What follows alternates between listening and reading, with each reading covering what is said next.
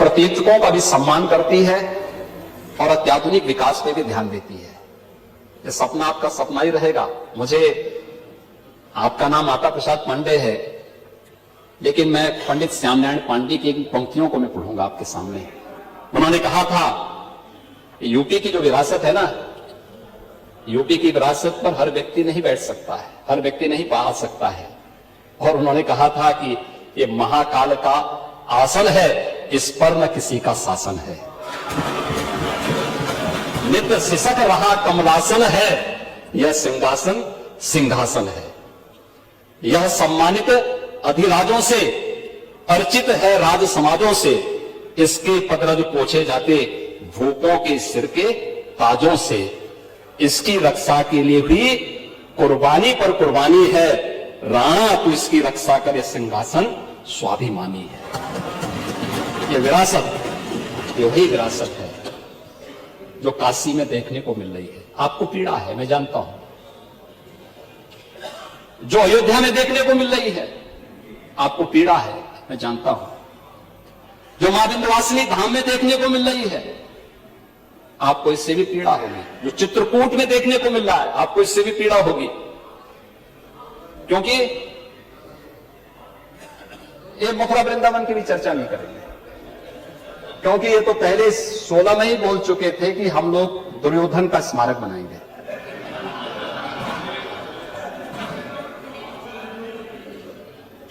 महोदय, कृषि क्षेत्र में ही कौशाम्बी में, चंदौली में, सहारनपुर में, लखनऊ, हापुड़, कुशीनगर में हमारे पास उत्तर प्रदेश के अंदर 9 क्लाइमेटिक जोन है। इन सब में हमारे पास 89 यानी 89 कृषि विज्ञान केंद्र हैं। इन कृषि विज्ञान केंद्र में हर एक जो क्लाइमेटिक जोन है उसमें एक सेंटर ऑफ एक्सीलेंस विकसित करने के लिए कृषि विभाग से कहा गया और उस पर टीजी के साथ काम भी आगे बढ़ चुका है। और कुशीनगर में महात्मा बुद्ध के नाम पर ही कृषि और प्रौद्योगिकी विश्वविद्यालय के निर्माण कार्य को आगे बढ़ा चुके हैं। महोदय, इंफ्रास्ट्रक्चर की बात कर रहे थे। इंफ्रास्ट्रक्चर, मुझे आश्चर्य हो रहा था। यहां पे इनके एक सदस्य बोल रहे थे कि विजन हमारा है। वाह रे विजन, आपके विजन को देख करके मुझे तो बड़ा वो लगता है। महोदय, 1947 से 2017 अधूरा नेटवर्क और ठहरा निवेश,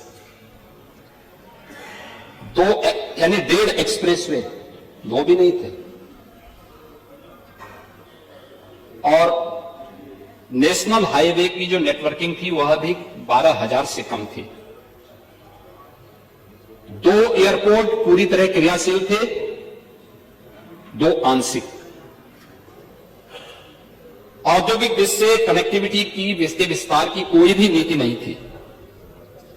और 2017 से 25 के बीच जल की भी, थल की भी और नभ की भी बेहतरीन कनेक्टिविटी। आज आप देख सकते हैं प्रदेश के अंदर हम लोग 22 एक्सप्रेस वे पे काम कर रहे हैं। आपके जो सज्जन बोल रहे थे कि सबसे बड़ा एक्सप्रेसवे देश का गंगा एक्सप्रेसवे बनने जा रहा है। गंगा एक्सप्रेसवे मेरठ से प्रयागराज के बीच, और वे सदस्य मेरठ से ही आते हैं। उनको मेरठ की विरासत पर भी भारत माता के महान सपूत, महान क्रांतिकारी धन सिंह कोतवाल की विरासत पर भी गौरव की अनुभूति नहीं, उन पर भी गौरव की अनुभूति नहीं करते। उसी मेरठ को 12 लेन के एक्सप्रेसवे के साथ इस डबल इंजन की सरकार ने जोड़ा। नहीं तो मेरठ से दिल्ली की दूरी आपने 4 घंटे की हुई थी, आज 45 मिनट में इस दूरी को आप पूरा कर सकते हैं। रैपिड रेल, देश की पहली रैपिड रेल, दिल्ली से मेरठ के बीच दूरी 40 मिनट। पहला स्पोर्ट्स यूनिवर्सिटी यूपी का मेरठ में मेजर ध्यानचंद के नाम पे। उनको ये सब नजर नहीं आ रहा है। ये सब नजर नहीं आ रहा है।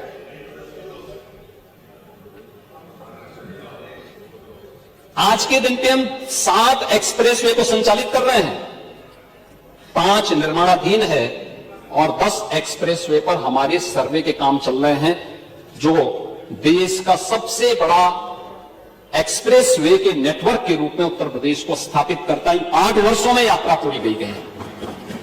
आज देश का सबसे बड़ा रेल नेटवर्क यूपी के पास, और दादरी में multi modal logistic hub, eastern and western freight corridor का जंक्शन, यदि गौतम बुद्ध नगर जनपद में एक सुनियोजित रूप से लॉजिस्टिक पार्क की स्थापना का कार्य, हवाई अड्डे जो 2 क्रियाशील थे, 2 आंशिक क्रियाशील थे, आज प्रदेश के अंदर 16 एयरपोर्ट संचालित हैं। 16 आप लोगों के लिए कल्पना की बात है। 5 निर्माणाधीन है और 4 इंटरनेशनल एयरपोर्ट इसमें से संचालित हैं, और 5वां इस वर्ष के अंत तक हम लोग तैयार करेंगे, जो जेवर देश का सबसे बड़ा एयरपोर्ट होगा। हवाई जहाज के मेंटेनेंस, रिपेयरिंग और ओवरहोलिंग के लिए एमआरओ, इसके निर्माण की कार्रवाई भी हम लोग जेवर के पास करने जा रहे हैं। इंफ्रास्ट्रक्चर में यह सुधार न केवल हमारी लॉजिस्टिक की लागत को कम करता है, बल्कि निवेश और रोजगार के नए अवसर भी उत्तर प्रदेश के लिए प्रदान करता है। औद्योगिक विकास, 1947 से 2017 बदहाल कानून व्यवस्था, स्वाभाविक रूप से जब व्यक्ति ही सुरक्षित नहीं तो पूंजी क्या